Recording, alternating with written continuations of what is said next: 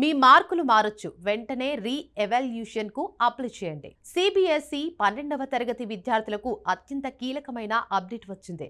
ఫలితాల విడుదల అనంతరం మార్కుల విషయంలో సందేహాలు ఉన్న విద్యార్థులకు central board of secondary education అంటే సిబిఎస్ఈ ఎవాల్యుయేషన్ మరియు జవాబు పత్రాల స్కాన్ కాపీల్లోని లోపాల పరిశీలన కోసం ఆన్లైన్ దరఖాస్తుల ప్రక్రియను ప్రారంభించింది. ఇప్పటికే తమ జవాబు పత్రాల స్కాన్ కాపీలను పొందిన విద్యార్థులు మాత్రమే ఈ సేవలను వినియోగించుకోవచ్చని బోర్డు స్పష్టం చేసింది. విద్యార్థులు, తల్లిదండ్రులు ఎంతో కాలంగా ఎదురుచూస్తున్న ఎవాల్యుయేషన్ పోర్టల్ ఎట్టకేలకు జూన్ 2వ తేదీన అందుబాటులోకి వచ్చింది. అయితే ఈ అవకాశాన్ని వినియోగించుకోవాలనుకున్న వారు జూన్ 6 అర్ధరాత్రి లోపే దరఖాస్తు చేసుకోవాలి. గడువు తేదీ ముగిసిన తర్వాత ఎలాంటి ఆన్లైన్ దరఖాస్తులను స్వీకరించబోమని సిబిఎస్ఈ స్పష్టంగా ప్రకటించింది. ఇక వాస్తవానికి ఈసారి సిబిఎస్ఈ ఫలితాల తర్వాత అనూహ్య పరిణామాలు చోటు చేసుకున్నాయి. ఇక దాదాపు 20 మంది విద్యార్థుల జవాబు పత్రాలు తారుమారైనట్లు బోర్డు స్వయంగా అంగీకరించింది. ఇక ఈ విషయం వెలుగులోకి రావడంతో విద్యార్థులు, తల్లిదండ్రుల్లో ఆందోళన పెరిగింది.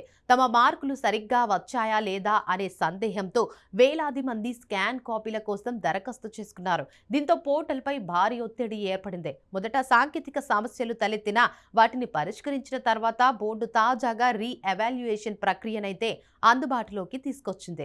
అయితే పోర్టల్ ప్రారంభమైన మొదటి రోజే విద్యార్థులకు పలు ఇబ్బందులు ఎదురయ్యాయి. చెల్లింపులు విఫలమవడం, అలాగే లాగిన్ సమస్యలు రావడం, స్కాన్ కాపీలు అందకపోవడం వంటి సమస్యలతో అనేక మంది విద్యార్థులు తీవ్ర ఆందోళనకు గురయ్యారు. కొందరు విద్యార్థులైతే యూపీఐ ద్వారా ఫీజు చెల్లించినప్పటికీ డబ్బు ఖాతా నుంచి కట్ అయ్యింది. రసీదులో కూడా చెల్లింపు విజయవంతమైనట్లు చూపించినప్పటికీ పోర్టల్లో మాత్రం పేమెంట్ ఫెయిల్డ్ అని చూపించిందని ఫిర్యాదు చేశారు. ఇక మరికొందరైతే సరైన వివరాలు నమోదు చేసినప్పటికీ లాగిన్ కాలేకపోయామని వాపోయారు. ఇంకొందరు తమ జవాబు పత్రాల స్కాన్ కాపీల కోసం ఇప్పటికే దరఖాస్తు చేసినప్పటికీ అవి అందకపోవడంతో ఎవాల్యుయేషన్ అవకాశం కోల్పోతామేమోనని భయపడ్డారు. ఇక మరోవైపు సిబిఎస్ఈ పోర్టల్పై భారీ స్థాయిలో సైబర్ దాడులు జరిగినట్లు వెల్లడించింది. పోర్టల్ ప్రారంభమైన కొద్ది నిమిషాల్లోనే కేటుగాలు డినైల్ ఆఫ్ సర్వీస్ అంటే డిఓఎస్ సైబర్ దాడికి పాల్పడినట్లు బోర్డు తెలిపింది. కేవలం 2 నిమిషాల్లోనే 15 లక్షల హిట్లు నమోదయ్యాయని, 1,00,000కు పైగా అనధికారిక ఫైల్ యాక్సెస్ ప్రయత్నాలు జరిగినట్లు వెల్లడించింది. అయినప్పటికీ పోర్టల్ సేవలు పూర్తిగా నిలిచిపోకుండా అధికారులు చర్యలు తీసుకున్నారు.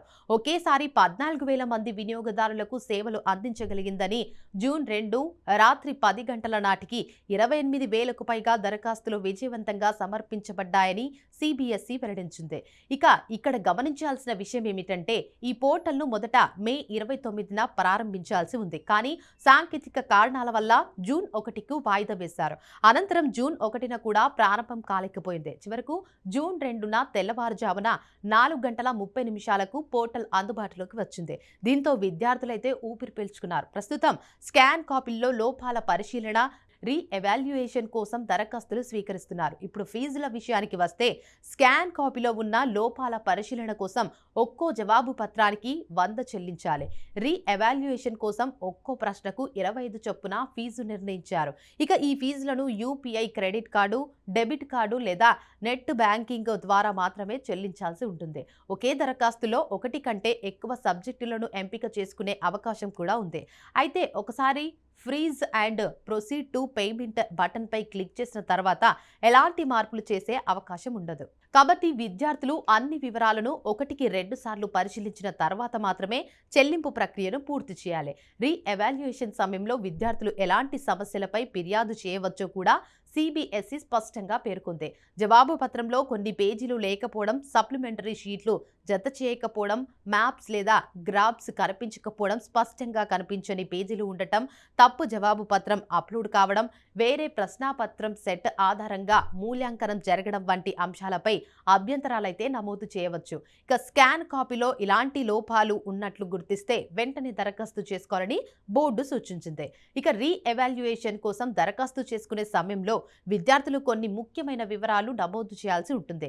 ప్రశ్న సంఖ్య, పేజీ సంఖ్య, ప్రస్తుతం వచ్చిన మార్కులు, రావాల్సిన మార్కులు, అభ్యంతరానికి గల కారణం వంటి వివరాలను తప్పనిసరిగా ఇవ్వాలి. 1 లేదా అంతకంటే ఎక్కువ సబ్జెక్టుల్లోని ప్రశ్నలను ఎవాల్యుయేషన్ కోసం ఎంపిక చేసుకోవచ్చు. అయితే ఈ అవకాశం ఒక్కసారి మాత్రమే ఉంటుంది. కాబట్టి విద్యార్థులు పూర్తిగా పరిశీలించిన తర్వాతే అభ్యంతరాలు నమోదు చేయాలి.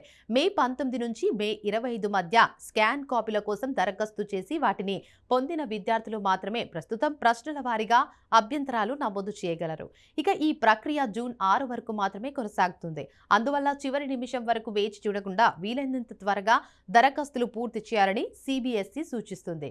సాంకేతిక సమస్యలు లేదా అధిక ట్రాఫిక్ కారణంగా చివరి రోజుల్లో ఇబ్బందులు తలెత్తే అవకాశం ఉండటంతో ముందుగానే ప్రక్రియను పూర్తి చేయడం ఉత్తమం. ఇక ఈసారి భద్రతా చర్యల్లో భాగంగా ఆధార్ ధృవీకరణ విధానాన్ని కూడా సిబిఎస్ఈ ప్రవేశపెట్టింది. ఇక విద్యార్థులకు ఆధార్ లేకపోతే తల్లిదండ్రులు లేదా సంరక్షకుల ఆధార్ వివరాలను ఉపయోగించుకోవచ్చని తెలిపింది. అయితే నమోదు చేసే పేరు, జనన తేదీ, లింగ వివరాలు ఆధార్లో ఉన్నట్లుగానే ఉండాలని బోర్డు స్పష్టం చేసింది. ఇక వివరాల్లో తేడాలు ఉంటే దరఖాస్తు ప్రక్రియలో సమస్యలు తలెత్తే అవకాశం ఉందని హెచ్చరించింది. మొత్తంగా చూస్తే సిబిఎస్ఈ 12వ తరగతి విద్యార్థులకు రీ ఎవాల్యుయేషన్ ప్రక్రియ ఒక కీలక అవకాశం. మార్కుల విషయంలో సందేహాలు ఉన్నవారు, జవాబు పత్రాల్లో లోపాలు ఉన్నాయని భావించేవారు తప్పకుండా ఈ అవకాశాన్ని వినియోగించుకోవాలి. అయితే గడువు జూన్ 6న అర్ధరాత్రితో ముగియనున్నందున ఆలస్యం చేయకుండా వెంటనే పోర్టల్లో లాగిన్ అయి అవసరమైన దరఖాస్తులను పూర్తి చేయడం మంచిదే. మీ భవిష్యత్తు విద్యా ప్రణాళికలపై ఈ మార్కుల ప్రభావం చూపే అవకాశం ఉన్నందున ప్రతి విద్యార్థి ఈ ప్రక్రియను జాగ్రత్తగా పూర్తి చేయాలి.